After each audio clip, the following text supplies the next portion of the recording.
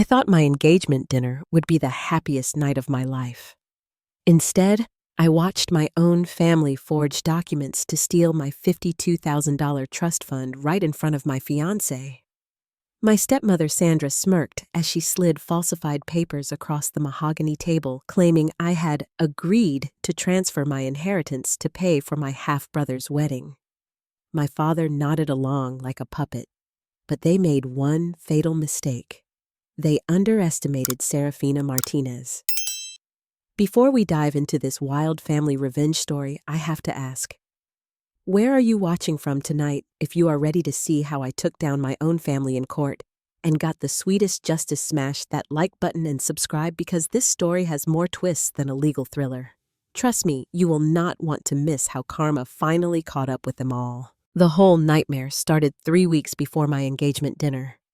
My fiancé Marcus and I had been planning our future together, and I wanted to use my trust fund, money my late grandmother had left specifically for me, as a down payment on our first home. The fund had been sitting there since I turned 21, growing steadily to $52,000. Grandma Rose had been crystal clear in her will this money was mine and mine alone.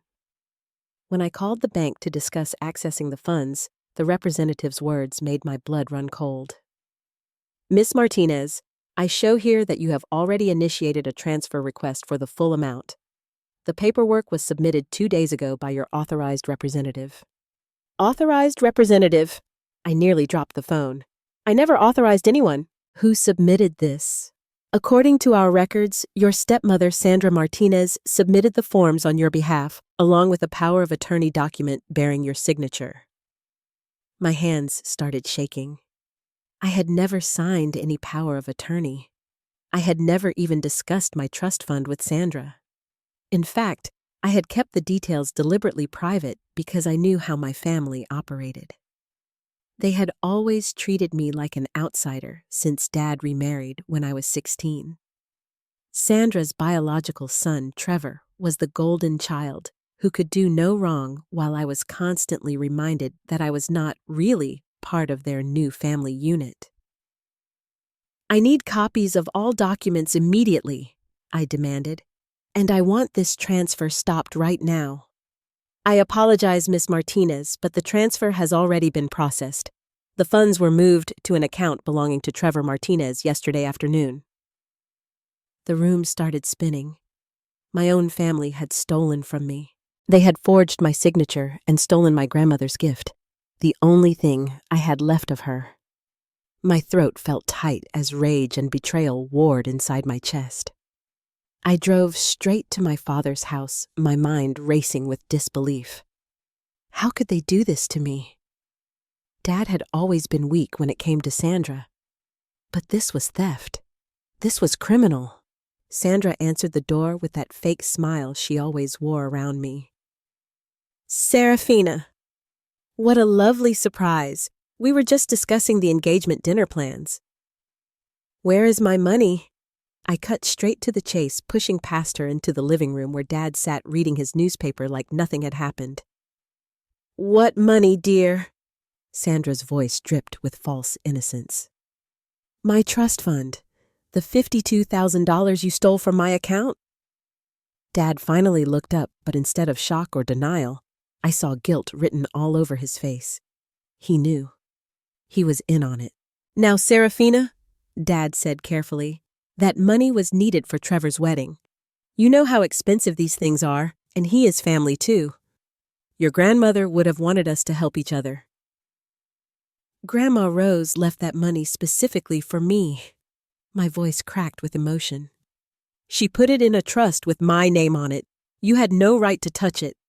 Sandra stepped forward, her mask slipping slightly.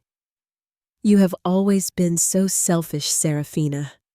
This family has supported you for years, and now when we need help, you want to hoard money like some kind of miser.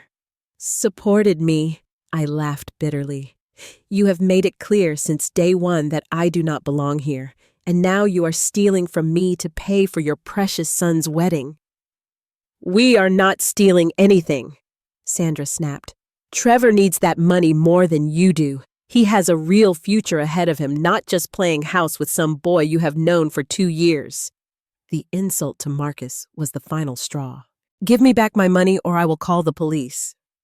Dad stood up then, and for a moment I thought he might support me. Instead, he sided with his wife.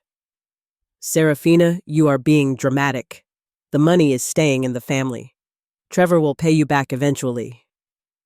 Eventually, I stared at them both, finally seeing them clearly for the first time. You planned this. You have been planning this for who knows how long. Sandra's smile turned cold. We did what we had to do. That money was just sitting there while Trevor needed it for his future. You should be grateful we are even including you in family decisions. By forging my signature and stealing from me. By making smart financial choices for this family's future, Sandra corrected. Trevor's wedding is next month. The money is already spent on deposits and arrangements. Even if you could prove we did something wrong, which you cannot, the money is gone. She was so confident, so smug in her certainty, that she had gotten away with it. They both were. Dad nodded along like stealing from his own daughter was perfectly reasonable behavior.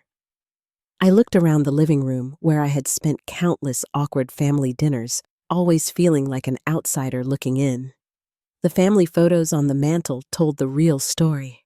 Dozens of pictures of Dad, Sandra, and Trevor together with maybe 3 photos that included me, and those were from years ago. I want to see the documents you forged, I said quietly. We did not forge anything, Sandra replied, but her eyes flickered nervously. You signed those papers months ago. You probably just forgot. Show me. We do not have to show you anything. The transfer is complete and legal. That was when I knew for certain they had forged my signature. If the documents were legitimate, they would have shown them to me without hesitation. Instead, they were scrambling to justify their theft with lies and gaslighting. I pulled out my phone and started recording. So, you are admitting that you transferred $52,000 from my trust fund to Trevor's account without my knowledge or consent. Stop recording, Dad said sharply. This is family business. This is theft, I replied, keeping the camera steady. And theft is not family business. It is criminal business. Sandra lunged for my phone, but I stepped back quickly. Delete that right now. No, this is evidence. I backed toward the door. You stole from me, you lied about it, and now you are trying to cover it up. But I am not the same little girl you have been pushing around for the past 8 years. I am going to get my money back, and I am going to make sure everyone knows exactly what kind of people you really are. You ungrateful little brat! Sandra snarled, her true nature finally showing. After everything we have done for you, this is how you repay us. What have you done for me exactly?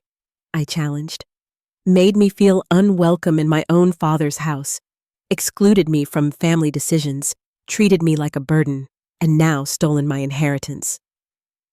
Dad tried to play peacemaker, but his words rang hollow. Serafina, please do not make this bigger than it needs to be. We can work something out.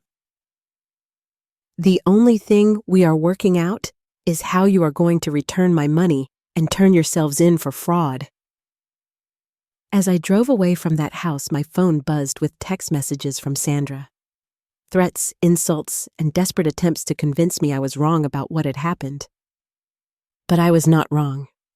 I had been robbed by my own family, and they thought they were going to get away with it because I would be too weak or too afraid to fight back. They had no idea who they were dealing with. I was about to show them exactly what Serafina Martinez was capable of when someone tried to steal from her. The next morning, I marched into the offices of Peterson and Associates, the most respected law firm in town. I had done my research all night, and David Peterson was known for taking on complex fraud cases. More importantly, he was known for winning them. Miss Martinez, Peterson said after reviewing the documents I had brought. This is textbook financial fraud. Forging signatures, falsifying power of attorney documents, unauthorized fund transfers. They have committed multiple felonies. Can we get my money back? Absolutely, but more than that, we can make sure they face criminal charges for what they did to you. His eyes gleamed with the kind of intensity that told me he enjoyed taking down criminals. I assume they think they are safe because you are family.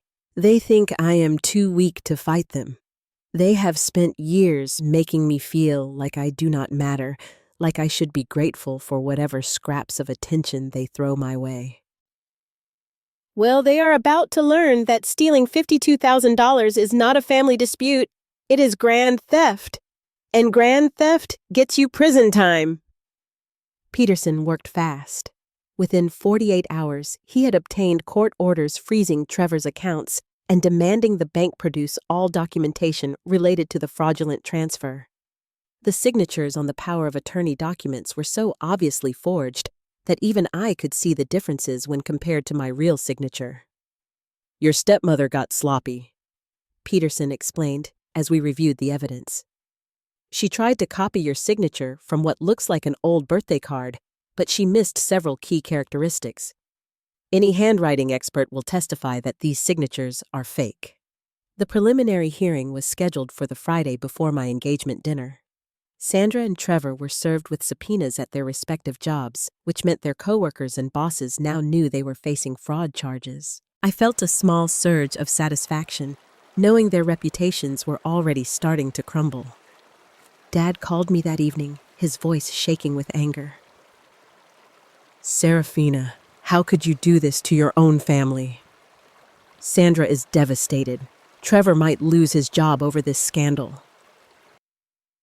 They should have thought about that before they stole from me. This is not how Rose would have wanted her money to cause problems. Grandma Rose left that money to me, Dad. She trusted me to use it wisely. She did not leave it to Sandra to steal for Trevor's wedding. We are still family, Serafina. Families work things out privately. No, Dad, criminals work things out privately. Families do not forge documents and steal from each other. The fact that you cannot see the difference tells me everything I need to know about where your loyalties lie. The preliminary hearing was even better than I had hoped. Judge Martinez, no relation despite the shared surname, took one look at the forged documents and immediately issued a temporary restraining order preventing any further movement of the stolen funds. She also scheduled a full hearing for the following month. But the real victory came when the prosecutor announced that criminal charges would be filed against both Sandra and Trevor. Financial fraud, forgery, identity theft. The charges kept mounting as the prosecutor detailed their crimes to the packed courtroom. Sandra tried to play the victim, dabbing at fake tears and claiming she had only wanted to help her son. But when Peterson presented the recorded conversation from my phone, her lies crumbled instantly. The judge was not impressed by her sob story. Mrs. Martinez, Judge Martinez said sternly, you systematically defrauded your stepdaughter out of a substantial inheritance through multiple felonious acts. The evidence is clear and overwhelming. This court will not tolerate financial crimes committed under the guise of family relationships. Trevor, meanwhile, sat in stunned silence as he realized his wedding money was gone and his future now included potential prison time. His fiancée had already postponed their wedding indefinitely after learning that their entire budget was based on stolen money. After the hearing, Peterson pulled me aside with a grin. That went even better than expected. They are going to offer a plea deal within the week. What kind of plea deal? Full restitution, community service, probation, and permanent restraining orders. They know they cannot win at trial with evidence this solid. But I was not interested in plea deals. I wanted justice. I wanted consequences. I wanted them to face the full weight of what they had done to me. No deals, I told Peterson. I want them to go to trial. I want a jury to hear about how they stole from their own family member. I want everyone to know what kind of people they really are. Peterson smiled. I was hoping you would say that. The news of the criminal charges spread quickly through our small town.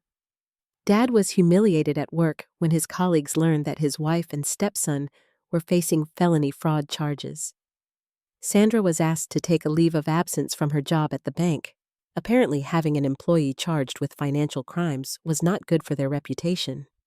But the real blow came when I decided to make the whole story public. I had remained silent for too long, allowing them to control the narrative and make me feel like I was the problem. Now it was time for everyone to know the truth. I posted the entire story on social media, complete with copies of the forged documents, audio recordings of their admissions and court filings.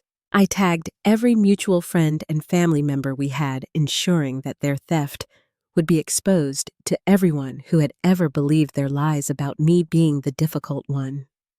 The response was immediate and overwhelming. Friends, extended family members, and even strangers began sharing their own stories of financial abuse and family betrayal. Many people had suspected that something was wrong with how Sandra and Trevor treated me, but no one had realized the extent of their criminal behavior. My cousin Maria called me in tears. "Serafina, I am so sorry. I always knew Sandra did not like you, but I never imagined she would steal from you. Aunt Rose would be rolling over in her grave."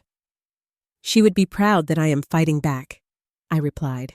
"She always told me to stand up for myself and never let anyone take advantage of me."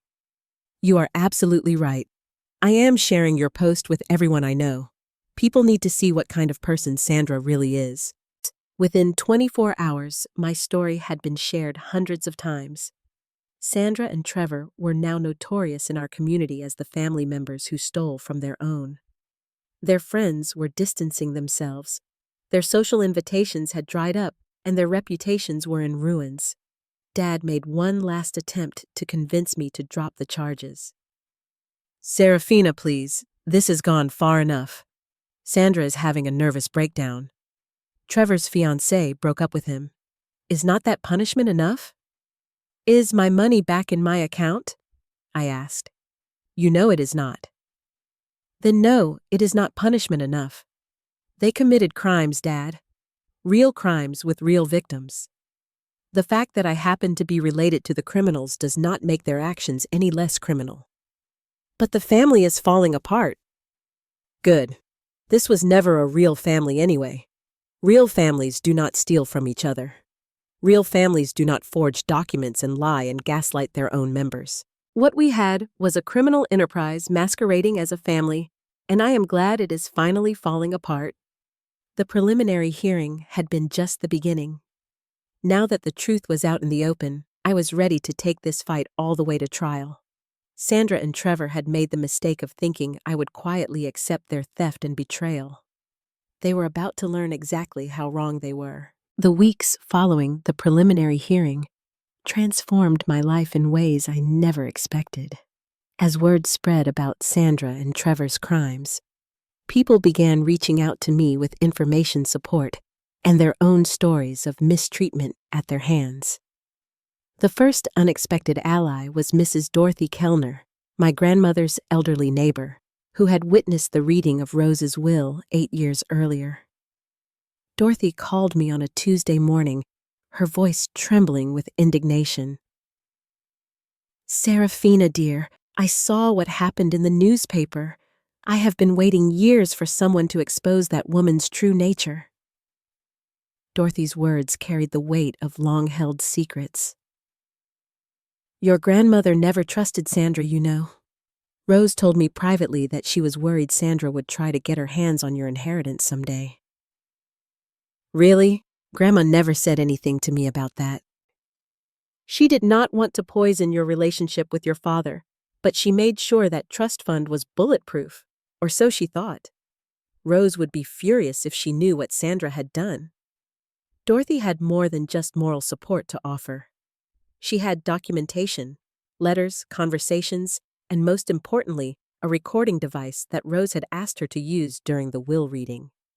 Dorothy had been recording family gatherings for years to preserve memories, and she had captured Sandra's reaction when the trust fund was announced.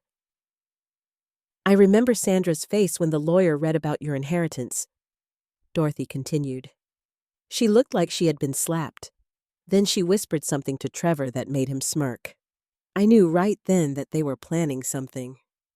Peterson was thrilled when I brought Dorothy's evidence to his office. The recording clearly showed Sandra's angry reaction and her immediate whispered conversation with Trevor about that money and how unfair it was that I had received such a substantial inheritance. This establishes motive and premeditation, Peterson explained. They have been planning this theft for 8 years. This is not some spur-of-the-moment family dispute. This is a calculated long-term criminal conspiracy. But Dorothy was just the beginning. My post on social media had opened floodgates that Sandra and Trevor probably never saw coming. Marcus's sister Jennifer, who worked in banking, reached out with professional insights about the fraud. Serafina, what they did is not just theft. It is bank fraud, wire fraud, and identity theft. The federal government takes this stuff seriously. I have contacts at the FBI who handle financial crimes. The FBI? I had not considered federal involvement, but Jennifer was right. The crime had crossed state lines when they used electronic transfers, which made it a federal offense. I can put you in touch with Agent Rodriguez. She specializes in family financial abuse cases. Trust me, once the feds get involved, Sandra and Trevor will realize they are not dealing with small-town consequences anymore. Agent Maria Rodriguez turned out to be a fierce advocate for victims of family financial crimes. During our first meeting, she explained that my case fit a pattern she had been tracking for years. Family financial abuse is more common than people realize, Agent Rodriguez explained. Perpetrators assume their victims will not fight back because of family loyalty or shame. They count on that emotional manipulation to get away with serious crimes. That is exactly what Sandra and Trevor did. They assumed I would just accept it and move on. Well, they were wrong. And now they are going to face federal charges on top of the state charges. Bank fraud carries a potential 20-year prison sentence. The federal investigation moved quickly. Agent Rodriguez's team obtained warrants for all of Sandra and Trevor's financial records, phone records, and electronic communications. What they found was even worse than anyone had imagined. Serafina, Agent Rodriguez called me 3 weeks after our initial meeting. We found evidence of a much larger pattern of financial crimes. Your trust fund was not their first victim. It turned out that Sandra had been systematically defrauding elderly clients at her bank for over 2 years. She had used her position to access account information and had been slowly siphoning money from accounts belonging to customers she deemed unlikely to notice, mostly elderly people with dementia or other cognitive issues. She stole over $200,000 from vulnerable elderly clients, Agent Rodriguez explained. Your case was just the tip of the iceberg. By fighting back, you have exposed a major financial crime operation. Trevor was not just a beneficiary of his mother's crimes. He was an active participant. The FBI had discovered that he had been helping Sandra identify potential victims and had even created fake companies to hide the stolen money. They turned financial abuse into a family business, Agent Rodriguez said grimly. Your grandmother's trust fund was probably their biggest single score, but it was far from their only one. The news got even better when my extended family began reaching out. Cousin Maria had done some investigating of her own and had convinced other relatives to review their financial records for any irregularities involving Sandra. Uncle Roberto, my father's brother, discovered that Sandra had somehow gained access to his elderly mother's Social Security payments and had been redirecting portions to accounts she controlled. Aunt Carmen found suspicious withdrawals from her late husband's estate account, withdrawals that had Sandra's fingerprints all over them.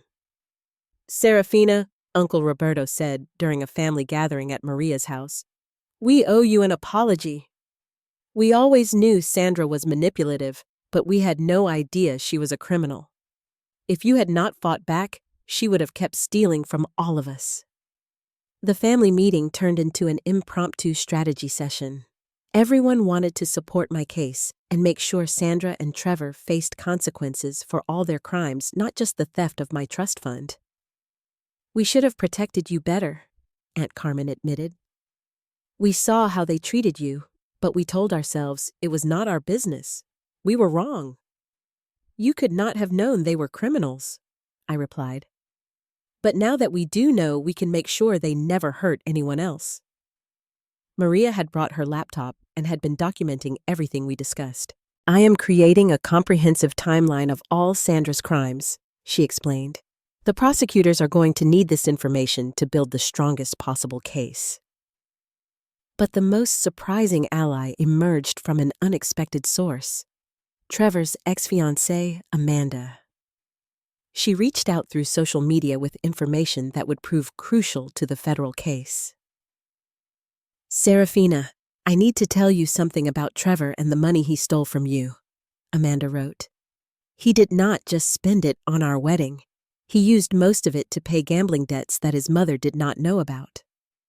We met at a coffee shop near her work where Amanda revealed the full extent of Trevor's deception.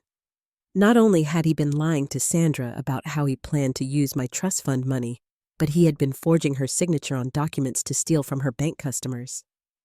Trevor was the one who came up with the plan to steal from you, Amanda explained. Sandra thought it was her idea, but Trevor had been manipulating her for months. He convinced her that you did not deserve the inheritance because you were not real family.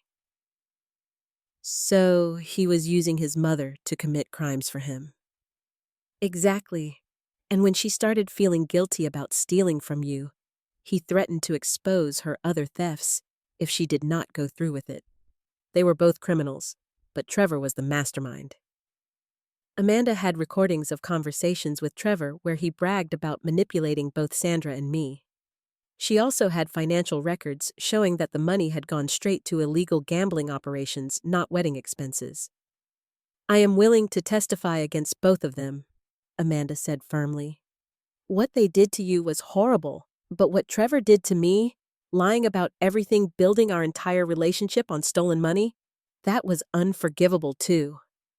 Peterson was ecstatic when I brought Amanda's evidence to him. This testimony will destroy any sympathy the jury might have had for Trevor. Instead of a misguided son trying to pay for his wedding, he comes across as a calculating criminal who manipulated his own mother into committing felonies. The alliance network I had built was becoming formidable. Dorothy had historical evidence proving long-term intent. Agent Rodriguez had federal resources and evidence of a much larger criminal operation. My extended family had additional victims and financial records. Amanda had insider knowledge of Trevor's real motivations and methods. But Sandra and Trevor were not giving up without a fight. As the evidence against them mounted, they began launching increasingly desperate counterattacks against me and my allies. Dad called me in a panic one evening. Serafina, Sandra is talking about suing you for defamation. She says you have ruined her reputation with lies. Let her sue me. Truth is an absolute defense against defamation charges. Everything I have said about her is documented fact. She also says she is going to claim you forged those recordings somehow. Then she will have to explain that to the FBI forensics team that has already authenticated them. Dad, you need to understand something. Sandra and Trevor are not victims here. They are criminals who got caught. The fact that they are trying to blame me for exposing their crimes just proves how delusional they have become. But their most dangerous move came when Trevor tried to turn one of my allies against me. He had somehow gotten Amanda's phone number and had been calling her repeatedly, alternating between threats and promises to win her back if she would change her testimony. He is getting scary, Serafina, Amanda told me during an emergency meeting. He knows where I work, where I live. Yesterday he showed up at my apartment building and tried to force his way inside. I had to call the police. Agent Rodriguez immediately arranged for protective measures for Amanda and issued warnings to Trevor about witness intimidation. But the incident revealed just how desperate Sandra and Trevor were becoming as their legal situation deteriorated. They know they are going to prison, Agent Rodriguez explained. Desperate criminals often lash out at the people they blame for their downfall. You need to be careful too, Serafina. The thought that my own family members might try to hurt me physically was terrifying, but it also strengthened my resolve. These people were not family. They were criminals who had been masquerading as family for years. The fact that they would threaten witnesses and try to intimidate victims proved that I was right to expose them. As we prepared for trial, my alliance had grown into something powerful and unified. We had evidence, we had witnesses, we had federal backing, and we had the truth on our side. Sandra and Trevor had spent years thinking they could manipulate and steal from people without consequences. They were about to discover exactly how wrong they had been. 2 weeks before the trial was scheduled to begin, I received a phone call that shattered my confidence in everything I had built. It was Agent Rodriguez, and her voice carried a heaviness I had never heard before. "Serafina, we need to meet immediately. There has been a development in your case that changes everything."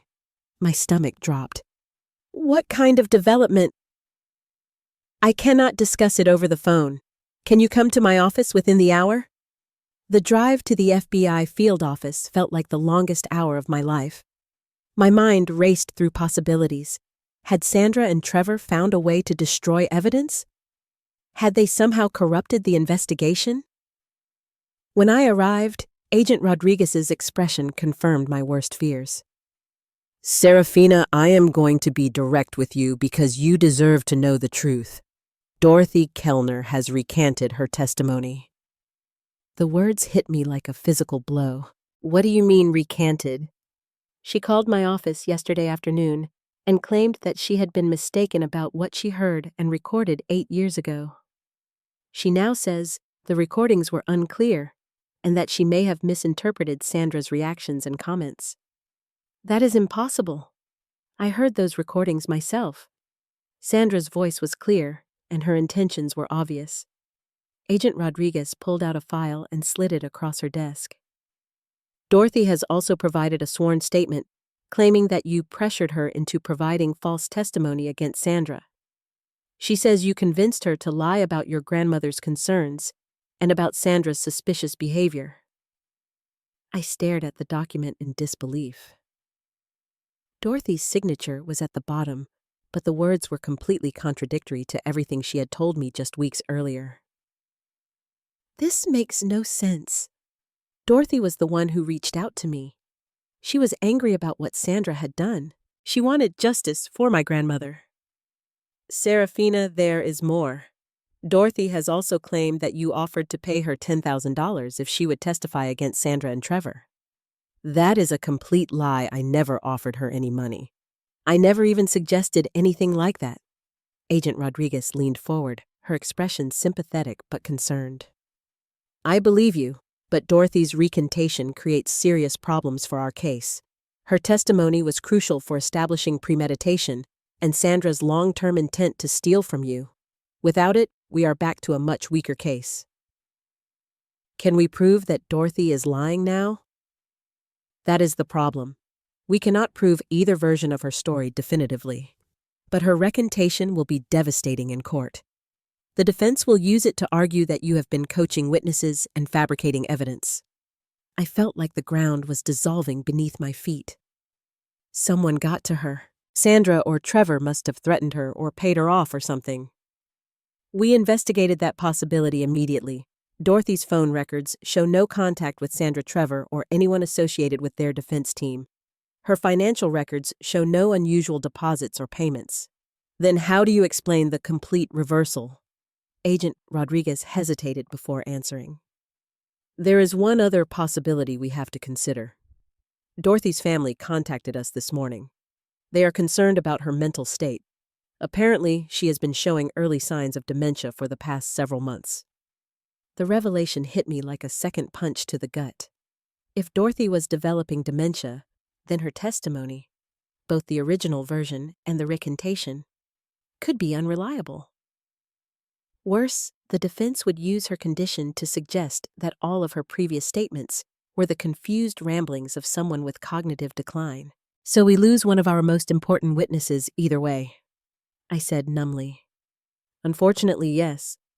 But there is an even bigger problem. Dorothy's recantation has spooked some of your other allies. Your uncle Roberto called this morning and said he wants to reconsider his involvement in the case." "What? Why?" He is worried that Dorothy's claims about you coaching witnesses might be true. He said he does not want to be part of what might be a vindictive prosecution based on false testimony. I could not believe what I was hearing. Roberto had been one of my strongest supporters just days earlier. He had discovered Sandra's theft from his own mother and had been furious about it. Now he was abandoning me because of Dorothy's lies. Did you explain to him that Dorothy might have dementia? I tried, but he said it did not matter. He thinks the whole case has become too complicated, and that maybe Sandra just made some mistakes rather than committing deliberate crimes. The phone rang as we were talking, and Agent Rodriguez answered with a grim expression that told me the news was not going to improve. "That was Peterson," she said after hanging up. "Amanda has also withdrawn her cooperation." "Amanda? But she was just threatened by Trevor last week. She knows exactly what kind of criminals they are." Apparently, Trevor's intimidation tactics worked better than we thought. Amanda called Peterson this morning and said she had been exaggerating Trevor's crimes because she was angry about their breakup. She now claims that Trevor only used a small portion of your trust fund money for gambling and that most of it really did go toward wedding expenses. She has recordings of Trevor bragging about manipulating Sandra. She now says those recordings were taken out of context and that Trevor was just venting frustration, not confessing to crimes. I slumped back in my chair, feeling utterly defeated. In the span of 24 hours, I had lost two of my most crucial witnesses and had been painted as someone who coached false testimony from vulnerable people. What about the federal case against Sandra for stealing from her bank customers? Agent Rodriguez's expression grew even more serious. That investigation has hit some roadblocks too. 3 of the elderly victims have families who do not want their relatives dragged through a public trial. Without their cooperation, we cannot prove those charges beyond a reasonable doubt. So Sandra gets away with stealing from elderly people with dementia? Not necessarily, but it means we cannot use that evidence to establish a pattern of criminal behavior in your case. Peterson arrived at the FBI office an hour later, and his assessment was even bleaker than Agent Rodriguez's. "Serafina, I am not going to sugarcoat this. Our case has been severely damaged. Dorothy's recantation and Amanda's withdrawal have eliminated our strongest evidence for premeditation and criminal conspiracy. We are back to a basic theft case with forged documents." But the documents are still obviously forged. The handwriting analysis proves Sandra faked my signature. Yes, but without the supporting testimony about long-term planning and manipulation, the defense can argue that Sandra genuinely believed she had your permission to access the money. They will claim it was a family misunderstanding that got out of hand, not a calculated crime. That is ridiculous. You do not forge someone's signature by accident. You are right, but juries are unpredictable. With Dorothy claiming you coached her testimony and Amanda backing down from her accusations, the defense will paint you as a vindictive family member who is trying to destroy innocent relatives over a money dispute. Agent Rodriguez nodded grimly. The federal charges are still solid. Bank fraud is bank fraud regardless of witness testimony. But the sentences will be much lighter without the evidence of a larger criminal conspiracy. I sat in stunned silence, trying to process how quickly everything had fallen apart. Just days earlier, I had felt confident that justice would be served and that Sandra and Trevor would face serious consequences for their crimes. Now it looked like they might get away with plea deals and minimal punishment. "So, what happens now?" I asked. "We go to trial with what we have," Peterson replied. "The forged documents are still evidence of fraud, and we still have your recorded conversations with Sandra and your father. It is not the slam-dunk case we had before, but we can still win. But even if we win, they will get light sentences because it will look like a first offense rather than part of a pattern of criminal behavior." "Probably. Sandra might get probation and community service. Trevor might spend a few months in minimum security prison." The injustice of it was overwhelming. Sandra and Trevor had stolen from me threatened witnesses, intimidated victims, and probably committed numerous other crimes that would never see justice. And now, they were going to get away with most of it because 2 witnesses had been turned against me. As I drove home that evening, I felt more alone and defeated than I had since this whole nightmare began. My allies had abandoned me. My evidence had been compromised, and my enemies were probably celebrating their narrow escape from serious consequences. But as I pulled into my driveway, I saw Marcus waiting for me on the front porch. His presence reminded me that I was not completely alone in this fight. Even if Dorothy and Amanda and Roberto had given up on justice, there were still people who believed in me and supported my fight against Sandra and Trevor's crimes. "How bad is it?" Marcus asked, as soon as he saw my expression. "Pretty bad. We lost Dorothy and Amanda as witnesses. Roberto is backing out too. The federal case is falling apart." Marcus pulled me into his arms, and for the first time in weeks, I allowed myself to cry.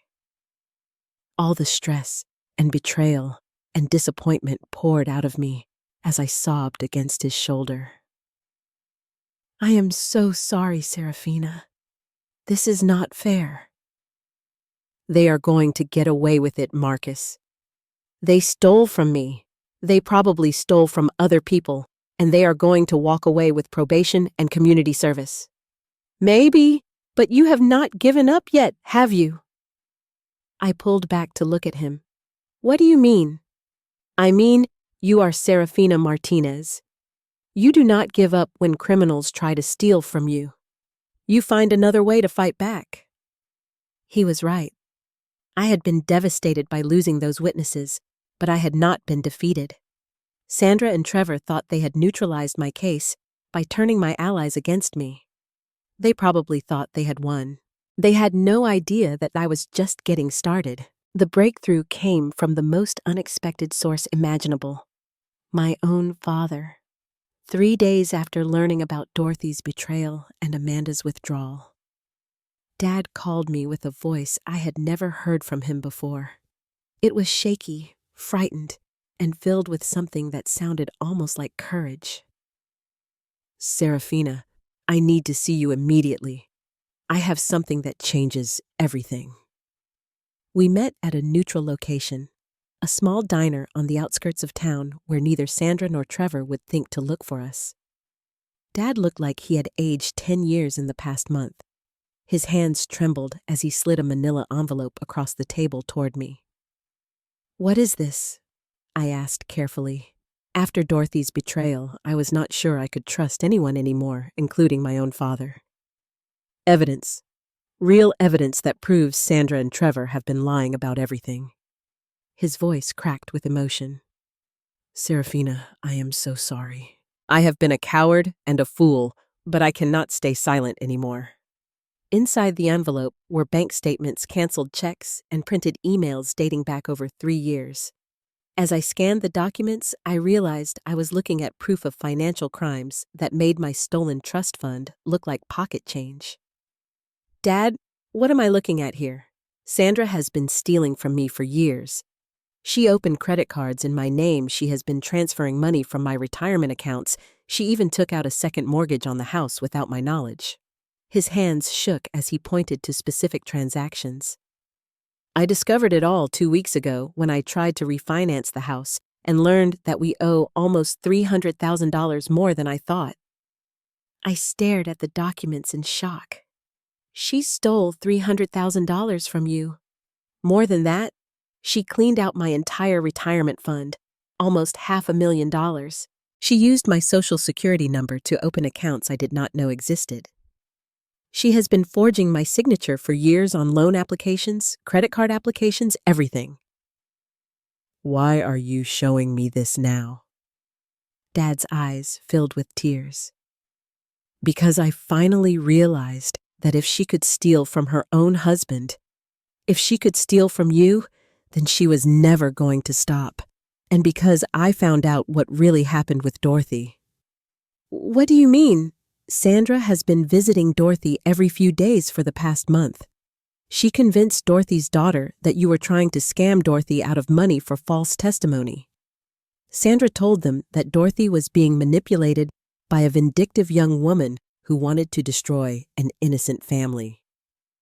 The pieces started clicking into place. So Sandra manipulated Dorothy's family into believing I was the criminal? Exactly. And Dorothy's daughter convinced her mother to recant her testimony to protect herself from what she thought was your scam. Dad pulled out his phone and showed me a series of text messages. These are from Sandra to Trevor. Look at the dates. The text messages were damning. Sandra had been coordinating with Trevor to discredit witnesses, intimidate victims, and destroy evidence. One message from just a week earlier made my blood run cold. Dorothy handled. Amanda next. Then we destroy the little bitch completely. She planned all of this, I whispered. The witness intimidation, the recantations, everything. There is more. Dad pulled out a small recording device. I have been recording our conversations for the past 2 weeks. Sandra admitted to me that she stole your trust fund, that she has been stealing from elderly bank customers, and that she was planning to frame you for coaching false testimony. I could hardly believe what I was hearing.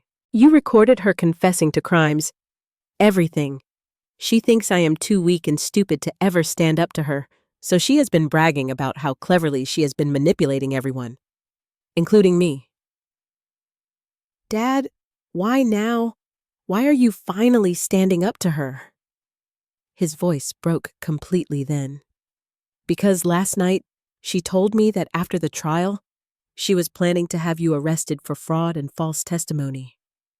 She said she was going to make sure you went to prison for trying to destroy our family. She wants to have me arrested. She has been working with Trevor to plant evidence that you coached witnesses and fabricated recordings.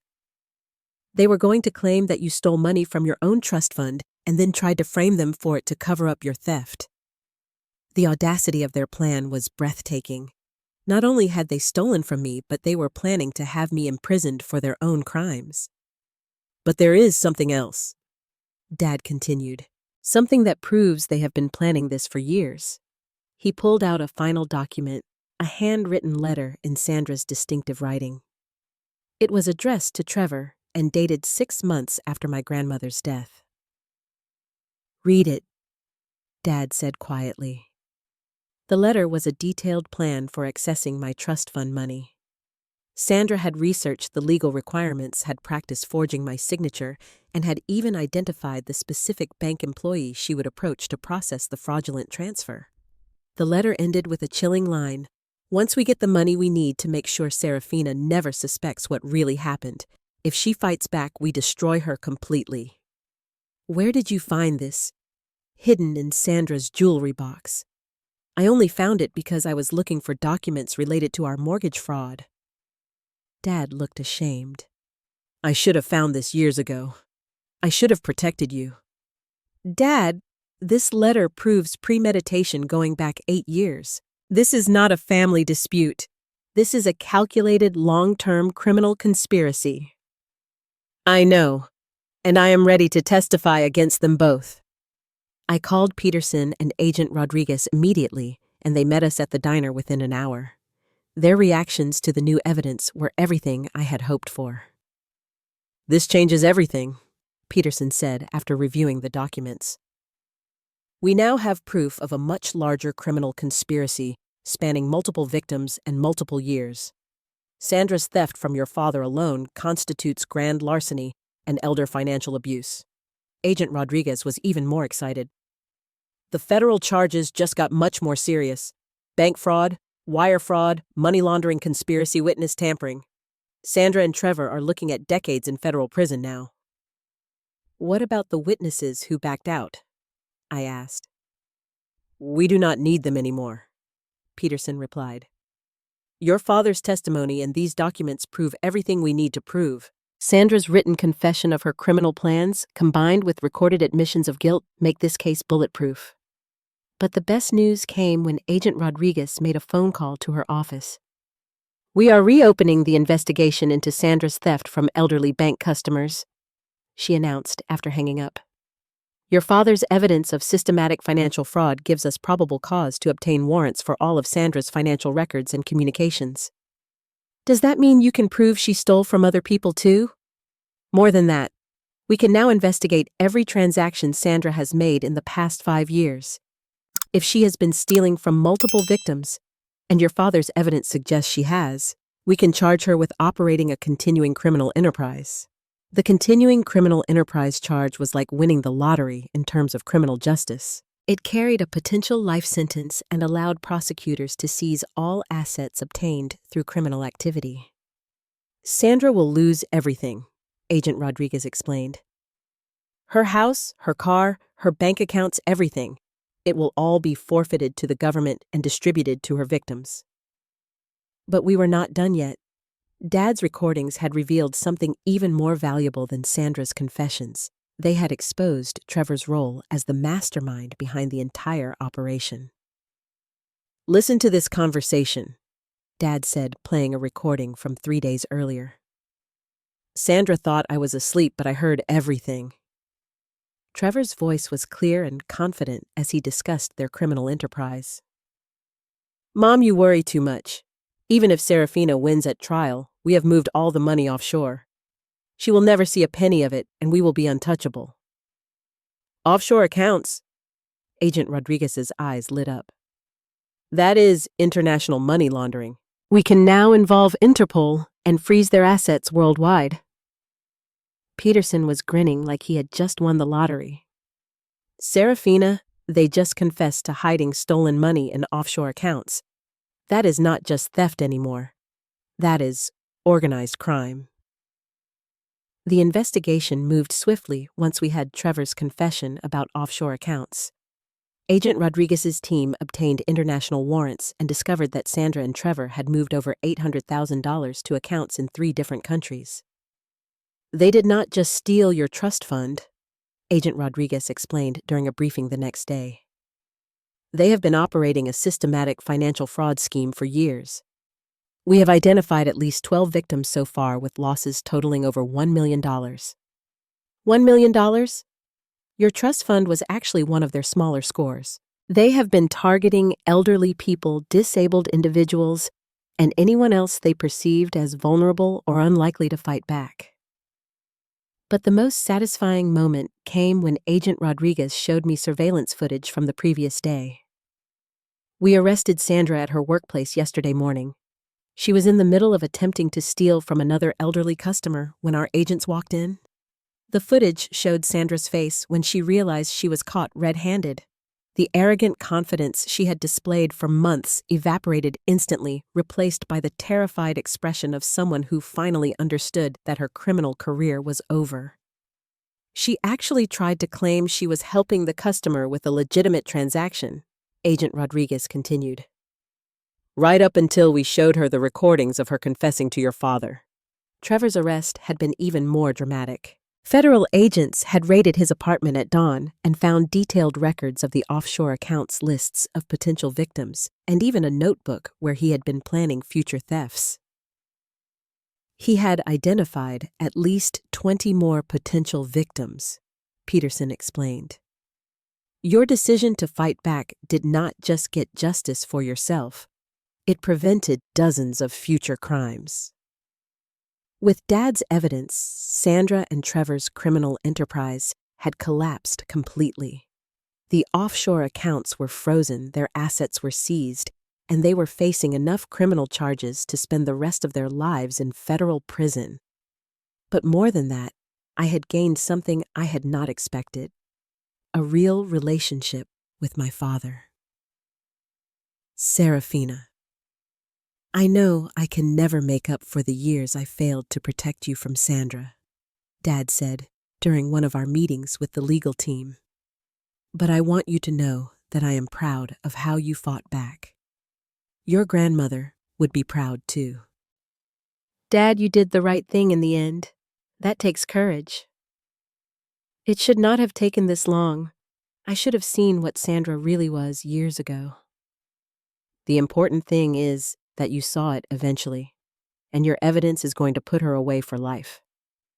As we prepared for the trial that would now be a mere formality, I realized that Sandra and Trevor had made one fatal error in their criminal planning.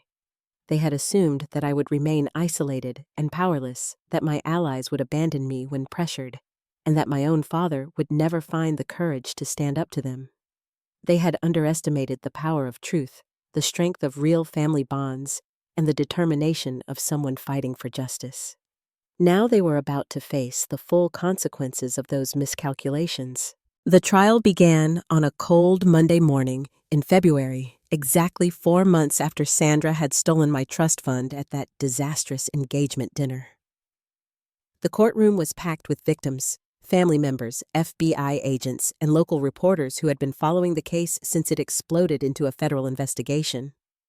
Sandra and Trevor sat at the defendant's table looking like completely different people than the confident criminals who had smirked at me during that first confrontation.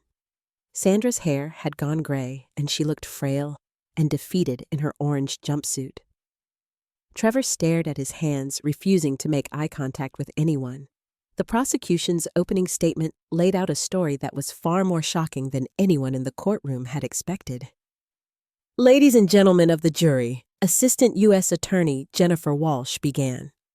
"This is not a simple case of family financial disagreement. This is the story of a sophisticated criminal enterprise that systematically targeted and defrauded vulnerable victims over a period of 5 years." Walsh detailed how Sandra and Trevor had stolen over $1.2 million from 14 different victims, including elderly bank customers, disabled individuals, and family members. My $52,000 trust fund was just one piece of a much larger puzzle of financial crimes. "The defendants did not just steal money," Walsh continued. "They destroyed lives, shattered families, and preyed on the most vulnerable members of our community. They did this not out of desperation or need, but out of pure greed and a complete disregard for the law." The evidence was overwhelming. Dad's recordings played Sandra's voice as she bragged about manipulating elderly customers and stealing from family members. The handwritten letter detailing their plan to steal my inheritance was projected onto screens for the entire courtroom to see. Bank records showed the systematic transfer of stolen money to offshore accounts. But the most powerful testimony came from the victims themselves. 83-year-old Mrs. Patterson, one of Sandra's bank customers, testified about how Sandra had convinced her to sign documents that would protect her savings from government seizure. Those documents had actually authorized Sandra to drain Mrs. Patterson's entire retirement account. "I trusted her," Mrs. Patterson said through tears. "She was so professional, so convincing. She told me I was lucky to have someone looking out for my interests. I had no idea she was stealing everything I had worked for my entire life." Disabled veteran James Morrison testified about how Sandra had gained access to his Social Security payments by claiming she could help him maximize his benefits. Instead, she had been redirecting portions of his monthly payments to accounts she controlled. "I could not understand why my checks were getting smaller," Morrison explained. "When I asked Sandra about it, she told me it was because of government cutbacks. I believed her because she worked at the bank. I never imagined someone would steal from a disabled veteran." My own testimony focused not just on the theft of my trust fund, but on the years of emotional manipulation and family abuse that had led up to the financial crimes. "Sandra spent years making me feel like I did not belong in my own father's family," I told the jury. "She isolated me, belittled me, and made me doubt my own worth. When she stole my grandmother's inheritance, it was not just about money. It was about erasing the last connection I had to my grandmother's love and support." The defense had virtually nothing to work with. Their strategy seems to be painting Sandra as a confused woman who had made mistakes rather than deliberate criminal choices. But Dad's recordings destroyed any possibility of that defense succeeding. "You can hear in her own words that she knew exactly what she was doing," Walsh argued during closing arguments. "Sandra Martinez did not make mistakes. She made calculated criminal choices. She planned these thefts, she executed them systematically, and she tried to destroy anyone who stood in her way." The jury deliberated for less than 3 hours before returning guilty verdicts on all counts for both defendants. Sandra was convicted of racketeering, bank fraud, wire fraud, money laundering, conspiracy, and elder abuse. Trevor was convicted of the same charges, plus witness tampering and obstruction of justice. Judge Harrison's sentencing hearing 3 weeks later was everything I had hoped for, and more. Mrs. Martinez, Judge Harrison addressed Sandra directly. You violated the most fundamental trust that exists in our society. The trust between financial institutions and their customers, the trust between family members, and the trust that vulnerable people place in those who claim to help them. Sandra's lawyer had requested leniency based on her previously clean record and her role as a manipulated victim of Trevor's influence. Judge Harrison was not impressed. The evidence shows that you were not manipulated. You were a willing and enthusiastic participant in a criminal enterprise that destroyed lives and shattered families. Your victims trusted you with their life savings, and you rewarded that trust by stealing everything they had. Sandra received 28 years in federal prison without the possibility of parole. At 62 years old, it was effectively a life sentence. Trevor's sentencing was even more satisfying. Judge Harrison had clearly been disturbed by the evidence showing that Trevor was the mastermind behind the entire operation. Mr. Martinez, you orchestrated a criminal conspiracy that specifically targeted the most vulnerable members of our community. You manipulated your own mother into committing crimes, you threatened witnesses, and you showed no remorse for the devastation you caused. Trevor received 35 years in federal prison. At 29, he would be 64 years old before he was eligible for release. But the sentences were only part of the justice. The asset forfeiture hearing resulted in the seizure of everything Sandra and Trevor had acquired through their crimes. Their houses, cars, jewelry, and all bank accounts were forfeited to the federal government. The total value of seized assets is approximately $1.4 million, Agent Rodriguez explained after the hearing. These assets will be liquidated and distributed to victims as restitution. I received not only my original $52,000 back, but an additional $30,000 as my share of the forfeited assets. More importantly, Mrs. Patterson, James Morrison, and the other victims received substantial restitution that helped rebuild their financial security. The ripple effects of Sandra and Trevor's convictions extended far beyond our family. The bank where Sandra had worked implemented new security protocols to prevent employee theft. The FBI used our case as a model for investigating family financial abuse. Most importantly, several other victims of similar crimes came forward after seeing our story, leading to additional prosecutions and recoveries. But the most meaningful change was in my relationship with Dad.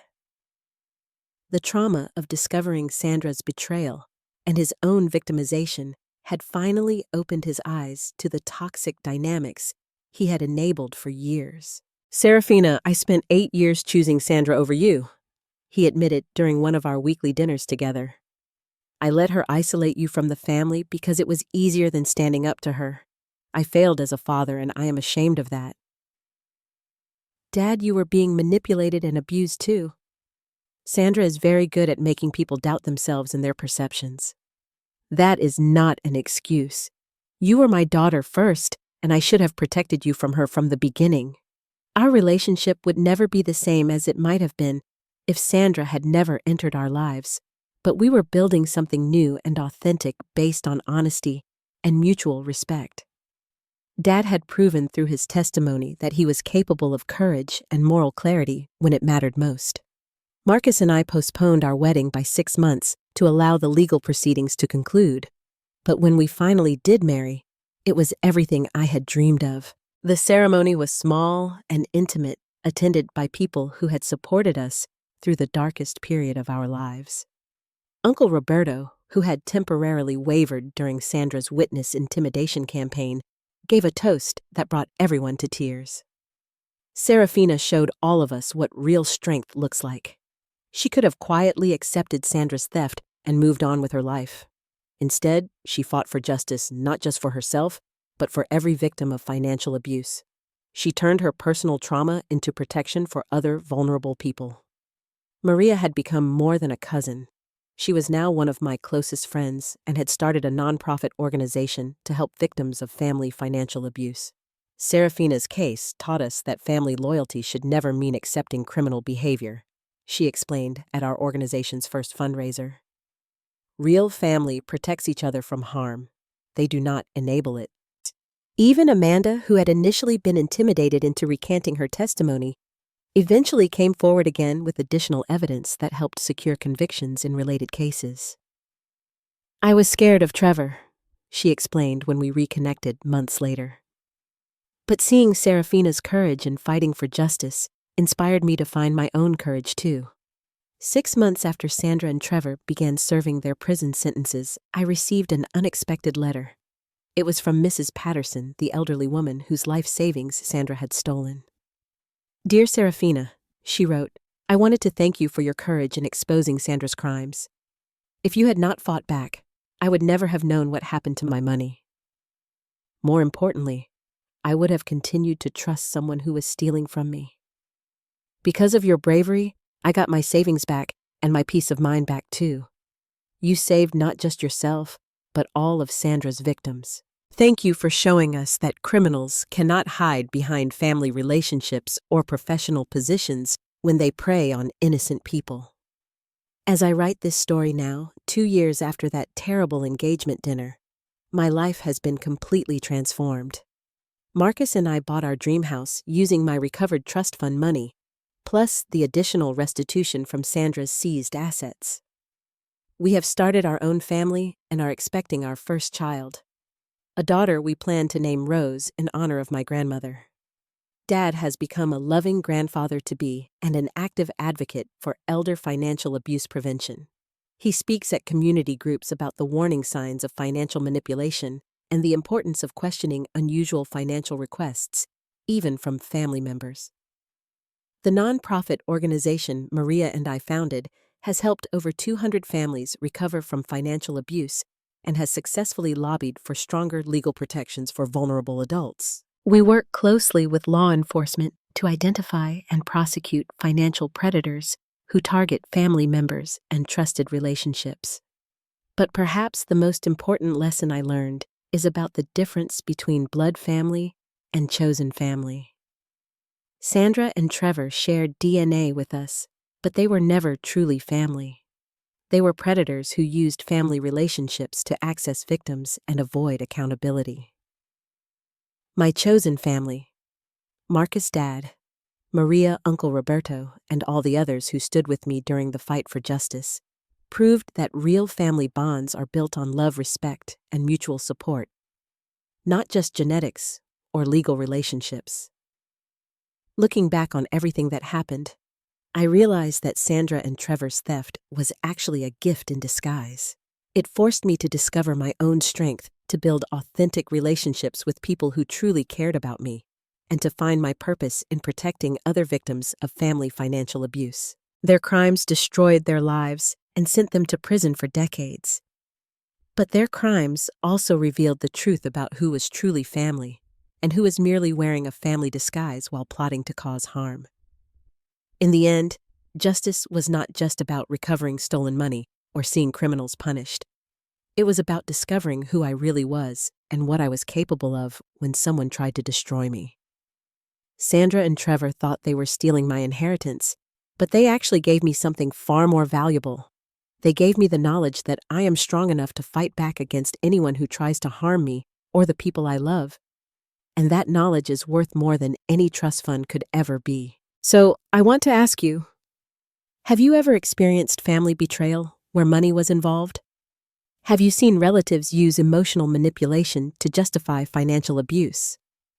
How do you think family loyalty should balance with holding criminals accountable, even when those criminals are your own blood relatives? Drop your thoughts in the comments below, because I genuinely want to hear your experiences and perspectives on this incredibly complex issue. If this story of family revenge and justice resonated with you, please hit that like button to help others find this video. Subscribe and ring the notification bell so you never miss stories about people fighting back against betrayal and winning the justice they deserve. Share this video with anyone who needs to hear that they have the power to stand up to family members who abuse their trust. Thank you for listening to my story and for supporting my fight for justice. I hope it inspires you to never let anyone, not even family, steal from you or manipulate you into accepting unacceptable behavior. Remember, real family does not ask you to accept criminal behavior in the name of loyalty. Real family protects you from harm, celebrates your success, and stands with you when you fight for what is right. May you always have the courage to choose justice over false peace, and may your chosen family be filled with people who truly deserve your love and trust.